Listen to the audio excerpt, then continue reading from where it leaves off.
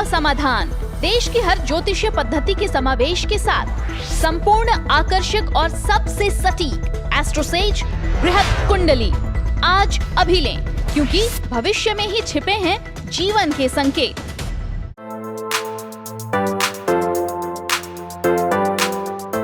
जय श्री गणेशाय नमः। दोस्तों, स्वागत है आप सभी का दुनिया के नंबर 1 ज्योतिष यूट्यूब चैनल एस्ट्रोसेज टीवी पर। हर हफ्ते की तरह मैं नेहा राजपूत आपके सामने हाजिर हूँ लेकर साप्ताहिक राशिफल। इस वीडियो में बात करेंगे आपके आने वाले सप्ताह के बारे में, यानी 25 मई से 31 मई के बीच के 7 दिनों के बारे में। कह सकते हैं कि हम आपको बताने जा रहे हैं मई महीने का आखिरी हफ्ता कैसा बीतने वाला है आपके लिए। क्या ये जो कोरोना काल चल रहा है इसमें कुछ बेहतरी की उम्मीद है? आपके जीवन में क्या प्रभाव पड़ेगा? ये सारी जानकारी आपको इस वीडियो में जरूर मिलेंगी। शुरुआत करते हैं जो हम हिंदू पंचांग के अनुसार। तो सप्ताह की शुरुआत शुक्ल पक्ष की तृतीय तिथि यानी 25 मई से होगी और सप्ताह का अंत शुक्ल पक्ष की 9वीं तिथि यानी 31 मई को होगा। गोचर की बात कर लें तो इस सप्ताह 25 मई को बुध ग्रह का मिथुन राशि में गोचर होगा। वहीं चंद्रमा के गोचर पे अगर नजर डालें तो मिथुन, कर्क, सिंह और कन्या राशि में चंद्रदेव गोचर करेंगे। तो ये दो जो है चंद्रमा और बुध, इन्हीं के गोचर का प्रभाव आपके जीवन पर पड़ेगा। ये जानकारी हमने आपको दे दी, जो है कुछ कॉमन जानकारी हुई। अब बारी है आप सभी के राशि फल की, यानी आप सभी के जीवन में क्या क्या बदलाव होने वाले हैं, क्या क्या आपको उपाय करने हैं, सारी जानकारी हम आपको नीचे देंगे। ये राशिफल चंद्र राशि पर आधारित है, आपको ये भी बता दें। तो चलिए शुरुआत करते हैं मेष के साथ और बताते हैं कि मेष वालों के लिए कैसा बीतेगा। सबसे पहले मई महीने का यह आखिरी सप्ताह मेष राशि के जातकों के लिए कई संभावनाएं लेकर आएगा। इस सप्ताह की शुरुआत में चंद्रमा आपके तृतीय, चतुर्थ, पंचम और षष्ठम भाव में होगा। सप्ताह की शुरुआत में जब चंद्रमा आपके तृतीय भाव में स्थित रहेगा तो आपके मनोबल में वृद्धि होगी, जो आपको एकाग्रचित्त बनाने में मदद करेगा। बीते समय से जो काम अटके पड़े थे उसे भी आप पूरा करने की तरफ आगे बढ़ सकते हैं। पारिवारिक जीवन में भी छोटी छोटी खुशियां जो है बनी रहेंगी। छोटे भाई बहनों की तरफ से कोई सरप्राइज मिल सकता है। सप्ताह के मध्य में चंद्रमा का गोचर आपके चतुर्थ भाव में होगा। इस समय आप जो है थोड़े आलसी हो सकते हैं, कह सकते हैं हम कि थोड़ा आपको अपने स्वास्थ्य को लेकर, अपने माता के स्वास्थ्य को लेकर खास तौर पर सावधान रहने की जरूरत है। अगले चरण में चंद्रमा चले जाएंगे आपके पंचम भाव में, जिसके अनुसार जो है विद्यार्थियों के लिए समय अच्छा रहेगा। शिक्षा के क्षेत्र में आपको मन चाहे परिणाम मिल सकते हैं। हालांकि संतान पक्ष को लेकर इस राशि के कुछ जातकों को समस्याएं आ सकती हैं। आपको ध्यान रखना होगा कि संतान कैसी संगति में है। सप्ताह के अंत में चंद्रमा जो है आपके छठे भाव में जब जाएगा तो शत्रुओं पर विजय प्राप्त होगी। प्रेम जीवन की बात कर लें तो आपको संतुलन बनाकर रखने की जरूरत है। लवमेट के साथ अगर समय बिताना चाहते हैं और आपके पास प्रॉपर टाइम नहीं है तो ऐसे में उन्हें समझाएं, ना कि लड़ाई करें। लव लाइफ तो हमने जान लिया। अब मैरिड लाइफ की बात करें तो यह समय अच्छा रहेगा। आपके जीवन साथी को उनके कार्य क्षेत्र में कोई सफलता मिल सकती है। उपाय के तौर पर भगवान शिव की पूजा करें और शिवलिंग पर जल अर्पित करें। अगली राशि की बात करते हैं, यानी वृषभ वालों की। वृषभ राशि के जातकों के लिए चंद्रमा का गोचर इस सप्ताह द्वितीय, तृतीय, चतुर्थ और पंचम भाव में होगा। जब चंद्रमा द्वितीय भाव में होंगे तो आपको जो है सामाजिक स्तर पर बात करते समय कुछ भी गलत कहने से बचना चाहिए, नहीं तो आपको परेशानी खड़ी हो सकती है। पारिवारिक जीवन की बात करें तो उसमें माहौल ठीक ठाक रहेगा। सप्ताह के मध्य में जब चंद्रमा तृतीय भाव में गोचर करेंगे तो कार्य क्षेत्र में आपको सफलता मिलेगी। सहकर्मियों का सहयोग आपको मिलेगा। अगले चरण में चंद्रमा चले जाएंगे आपके चतुर्थ भाव में। इस समय माता के साथ आपके संबंध सुधरेंगे, हालांकि उनके स्वास्थ्य को लेकर सावधानी बरतने की जरूरत है। सप्ताह के अंत में चंद्रमा का गोचर पंचम भाव में होगा। इस दौरान आपका बौद्धिक विकास होगा। शिक्षा के क्षेत्र में इस राशि के स्टूडेंट्स को अच्छे फलों की प्राप्ति होगी। कुल मिलाकर कहा जाए तो यह सप्ताह आपके लिए अनुकूल है। लव लाइफ पर नजर डालें तो सप्ताह थोड़ा चुनौतीपूर्ण रह सकता है। स्वभाव में आप ज्यादा ही इमोशनल दिखेंगे, भावुक दिखेंगे। वहीं मैरिड लाइफ के लिए ये सप्ताह ठीक ठाक है। जीवन साथी के साथ मिलकर अगर कोई नया काम शुरू करना चाहते हैं तो कर सकते हैं। उपाय के तौर पर भगवान विष्णु की पूजा करें। अगली राशि मिथुन है। मिथुन राशि के जातकों के लिए चंद्रमा इस सप्ताह की शुरुआत में उनके लगन भाव में होगा। उसके बाद उनके द्वितीय, तृतीय और चतुर्थ भाव में गोचर करेगा। जब पहले भाव में चंद्रमा होगा तो मिथुन राशि के जातकों के मानसिक स्थिति में सुधार होगा। मानसिक स्वास्थ्य के ठीक होने से आपकी जो शारीरिक हेल्थ है, आपकी जो फिजिकल बॉडी है, वो भी आपकी ठीक रहेगी। हालांकि कमर दर्द से जुड़ी समस्या आपको हो सकती है। कार्य क्षेत्र में भी इस दौरान अच्छे फल मिलने की आशा है। सप्ताह के मध्य में चंद्रमा का गोचर आपके द्वितीय भाव में होगा। इस समय पारिवारिक जीवन में लोगों के बीच मनमुटाव हो सकते हैं। ऐसे समय में आपको अपनी व्यवहारिकता का परिचय देते हुए स्थितियों को सामान्य करने की कोशिश करनी चाहिए। आर्थिक मामलों को लेकर भी थोड़ा सावधान रहें। सप्ताह के अगले चरण में चंद्रमा का गोचर आपके तृतीय भाव में होगा। इस समय साहस और पराक्रम में वृद्धि होगी। इस राशि के जो कारोबारी अपने कारोबार को आगे बढ़ाने की कोशिश कर रहे थे, इस समय कोई जरूरी फैसला ले सकते हैं। सप्ताह के अंत में चंद्रमा का गोचर चतुर्थ भाव में होने से माता के साथ आपके संबंध सुधरने की उम्मीद है। घर की सुख सुविधाओं की चीजों पर आप खर्च करने का विचार बना सकते हैं। प्रेम जीवन की बात की जाए तो इस सप्ताह प्रेम संबंधी मामलों में सामान्य फल मिलने की उम्मीद है। वहीं जो मैरिड लोग हैं उनकी बात करें तो आपको अपने जीवन साथी को बात बात पर जज करने से बचना चाहिए। उपाय के तौर पर 10 साल से छोटी कन्याओं को उपहार दें। अब बात करेंगे कर्क राशि के जातकों की। कर्क राशि के जातकों के लिए सप्ताह चंद्रमा का गोचर उनके द्वादश, प्रथम, द्वितीय और तृतीय भाव में होगा। सप्ताह की शुरुआत में जब चंद्रमा आपके द्वादश भाव में होंगे तो इस समय बहुत सावधानी से आपको हर काम करने की जरूरत है। कागजी कार्यवाही करते हैं तो बहुत ज्यादा ही ध्यान रखने की जरूरत है। धन से जुड़े मामलों को लेकर किसी भी तरह की कोताही बरतना भारी पड़ सकता है। इस राशि के जो जातक या जो स्टूडेंट्स कह लें विदेश जाकर पढ़ना चाहते हैं, इस दौरान आपका सपना पूरा हो सकता है। सप्ताह के अगले चरण में चंद्रमा का गोचर प्रथम भाव में होगा। यह गोचर आपके लिए अच्छा रहेगा। मन और आपका जो शरीर है ये स्वस्थ रहेंगे।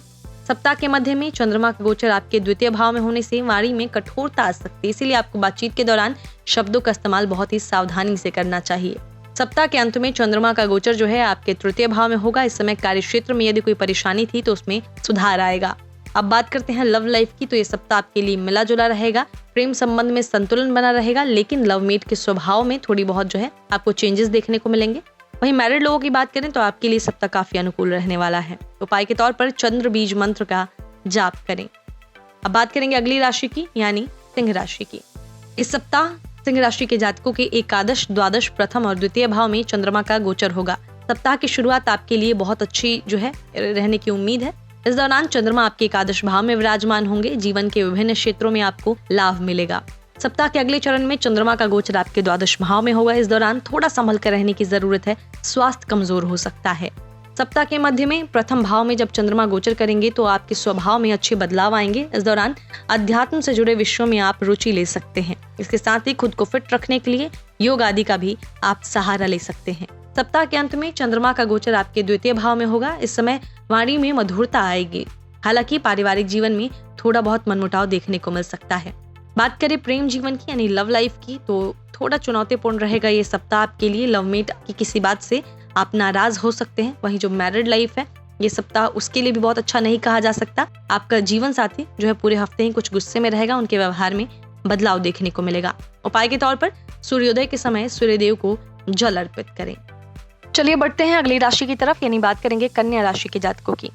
बुध के स्वामित्व वाली कन्या राशि के जातकों के दशम, एकादश, द्वादश और प्रथम भाव में चंद्रमा का गोचर होगा। सप्ताह की शुरुआत में जब चंद्रमा आपके 10वें भाव में होंगे तो कार्य क्षेत्र में अच्छे फलों की प्राप्ति होगी। हो सकता है आप पदोन्नति पाएं और बॉस भी आपकी तारीफ करेंगे।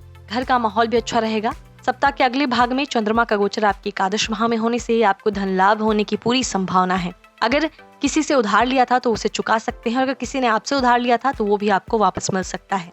इसके बाद चंद्रमा चले जाएंगे आपके द्वादश भाव में, जिससे आपको मिले जुले परिणाम मिलेंगे। इस राशि के जो कारोबारी विदेशों से जुड़ा व्यापार करते हैं उन्हें इस दौरान लाभ मिलेगा। सप्ताह के अंत में चंद्रमा के प्रथम भाव में होने से आप मानसिक रूप से खुद को मजबूत पाएंगे। इसके साथ ही लोगों से दूर होकर आप अपने लिए भी कुछ करना चाहेंगे। प्रेम जीवन की बात करें तो लव लाइफ सामान्य रहने की उम्मीद है। वहीं बात करें मैरिड लाइफ की तो समय अच्छा बीतेगा आपके अपने पति या पत्नी के साथ। जो न्यूली मैरिड है उनकी लाइफ में किसी नए मेहमान की एंट्री हो सकती है। उपाय के तौर पर किन्नरों का आशीर्वाद जरूर लें। बात करेंगे अगली राशि की, यानी तुला राशि की। आपकी राशि से नवम, दशम, एकादश और द्वादश भाव में सप्ताह चंद्रमा का गोचर होगा।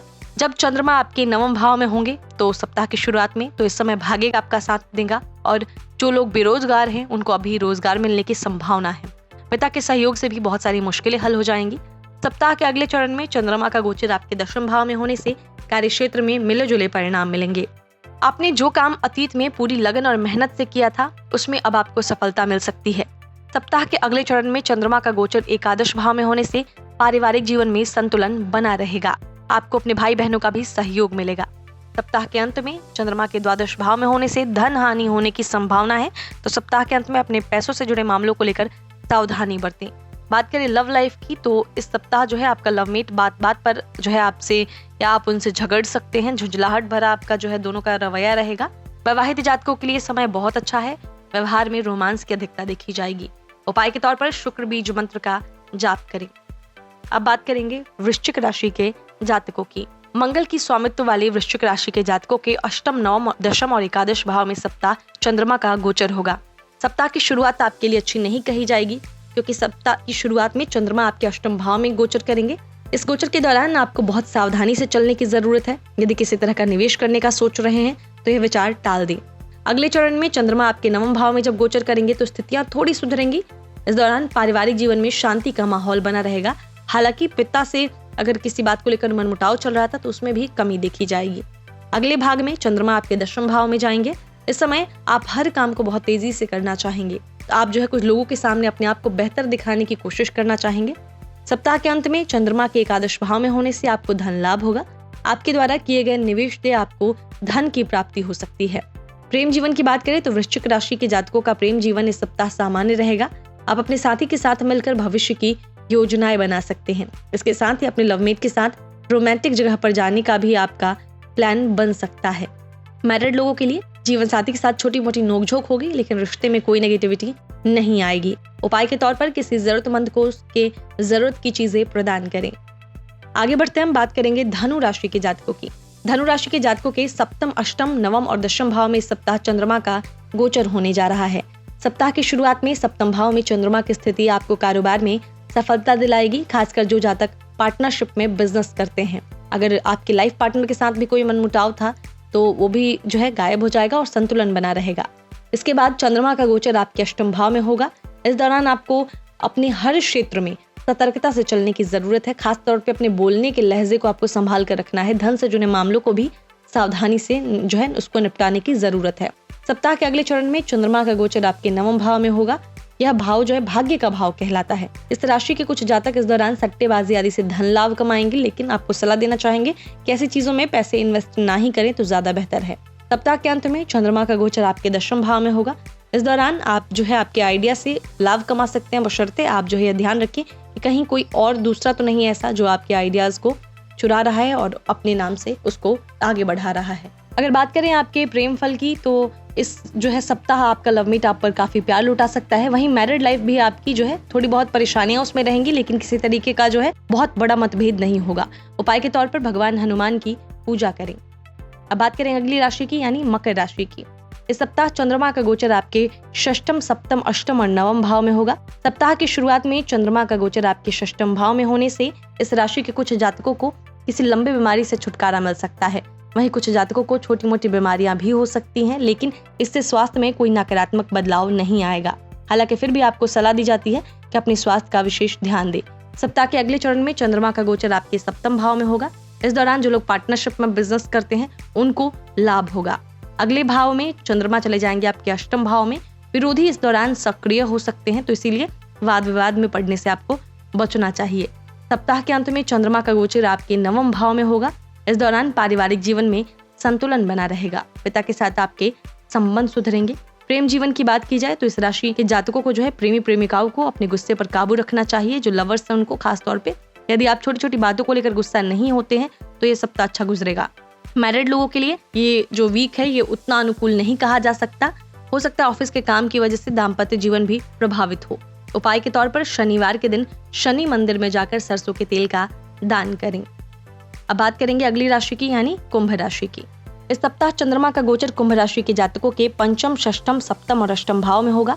यह सप्ताह कुंभ राशि के जातकों के लिए बहुत अच्छा नहीं कहा जा सकता। जब शुरुआत में चंद्रमा आपके पंचम भाव में रहेंगे तो इस राशि के स्टूडेंट्स को शिक्षा के क्षेत्र में कुछ परेशानियां आ सकती हैं। जो लोग मैरिड हैं उनको संतान पक्ष से भी कुछ परेशानियों का सामना करना पड़ सकता है। संतान किसी चीज को लेकर जिद कर सकती है। सप्ताह के मध्य में चंद्रमा का गोचर आपके षष्टम भाव में होगा। इस भाव में जब चंद्रमा का गोचर होगा तो इस राशि के कारोबारी और नौकरी पेशा लोगों को अपने कार्य क्षेत्र में बहुत सतर्कता से हर काम को करने की जरूरत है। शत्रु आपके खिलाफ काफी सक्रिय हो सकते हैं। वहीं हेल्थ की बात करें तो किसी तरह की कोताही आप अपने स्वास्थ्य को लेकर भी ना बरतें।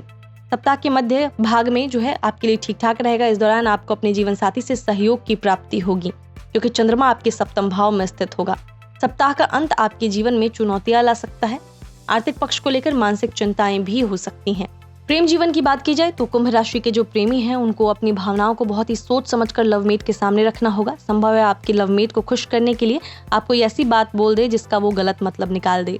मैरिड लोगों के लिए ये सप्ताह अच्छा रहेगा। उपाय के तौर पर भगवान विष्णु की पूजा करना आपके लिए शुभ रहेगा। अब बात करेंगे अगली राशि की यानी मीन राशि के जातकों की। मीन राशि के जातकों के चतुर्थ, पंचम, षष्टम और सप्तम भाव में इस सप्ताह चंद्रमा का गोचर होगा। चौथे भाव में जब चंद्रमा होंगे तो सुख सुविधाओं में वृद्धि होगी। और आप इस पर काफी खर्चा भी कर सकते हैं। पारिवारिक जीवन में माता के साथ आपके संबंधों में इस दौरान खटास आ सकती है। सप्ताह के मध्य में चंद्रमा का पंचम भाव में गोचर होने से बौद्धिक विकास होगा।